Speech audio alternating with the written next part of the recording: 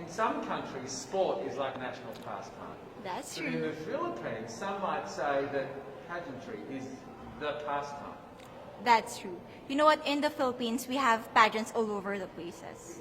Yes, we have pageants in the barangay, in school, national, local. That's why we really love Miss Universe. It's like it's giving pride and putting the Philippines back on the pedestal. That's why there's an added pressure as a candidate coming from a pageant-loving country. But it's a good pressure.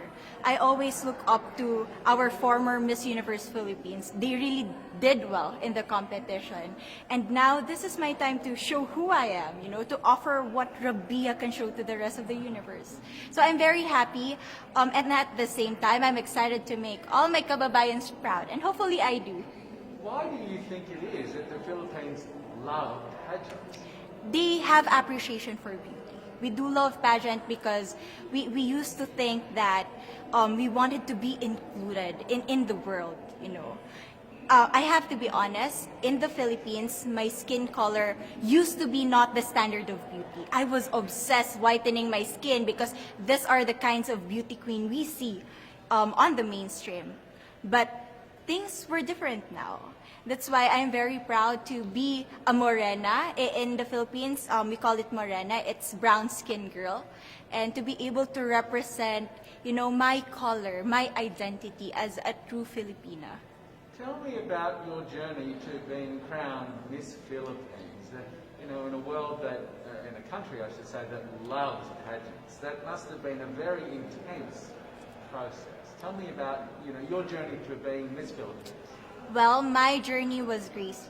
You know what? I started to be a dark horse. Nobody noticed me. Nobody knows I was in the competition up until the preliminary and the coronation night.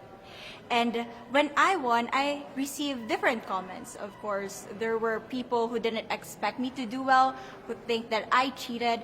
That's why I need to redeem myself in Miss Universe. I really need to do well in this competition. And the thing is, I love pressure. I love criticism. I get better every day with that. You tell me I cannot do that, I turn to you and I'm going to say that, no, I can do it for myself. Good for you. So how does it feel then to be on the global stage? How do you feel to be here in this moment, right now? It's crazy, but I'm overwhelmed with the support, not just from the Filipino community, but also from Thailand, Latin countries who do appreciate me as a candidate, as a person.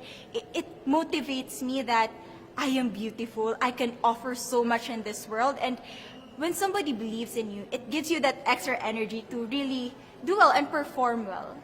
Do you have a sense with the girls, all of the girls competing, you're competing, but is there a sense of camaraderie with all of the girls? Is there a real spirit to, sort of motivate each other to do better? You know what? I have a different idea about Miss Universe. I thought it's going to be very competitive, in a healthy way, well, of course. But now I can see every girl helping each other, from fixing those hairs, from trying to zip up those outfits. It speaks of the closeness and the kind of camaraderie that we want to have. The goal of Miss Universe is not just to crown one girl, but also to build a genuine and long-lasting friendships among us. Would you say within the Miss Universe world, the contestants, is there a sisterhood? Are you sisters? There is sisterhood. I can say I was able to talk to different representatives from different backgrounds, different cultures. And despite our differences, there's so much to be highlighted in what binds us together. And that is because we want to empower women. We want to have our advocacies. We want to speak for the things that we love. And that's a celebration of women and the beauty that we have. So coming out of this week, obviously you would love to be crowned Miss Universe. Of course. And that would be wonderful, of course, for any of you.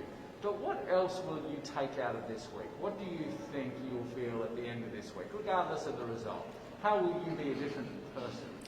It's the growth and the development that I was able to have during preparing for this training. I will be honest, there was a moment that I lost my identity. because I was put under pressure. I was in that position in which I feel like I'm not good enough. I'm not a good representative of my country, but I was able to bounce back stronger. And if I was able to do that for Miss Universe, I will be able to do that in life. That is my greatest takeaway from Miss Universe. Okay, so the Philippines have huge amount of fans. Yes. I want you to give us a little bit of a message to the fans here and at home. But send a message. What would you say to all the fans in the Philippines?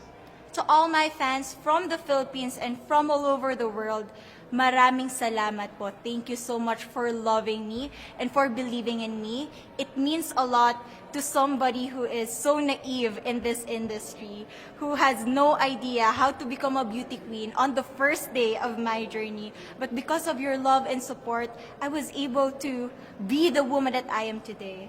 And regardless of the result, I may or I may not win the crown, but one thing is for sure, I'm gonna make you all proud.